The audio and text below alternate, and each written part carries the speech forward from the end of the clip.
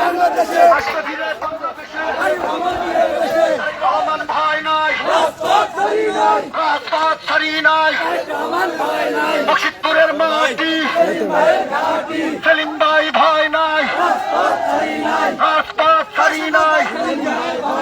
আওয়ামী লীগের দালালেরা হুঁশিয়ার সাবধান, যুবলীগের গুন্ডারা হুঁশিয়ার সাবধান, যুবলীগের গুন্ডারা ছাত্রলীগের গুন্ডারা আওয়ামী লীগের গুন্ডারা হুঁশিয়ার সাবধান।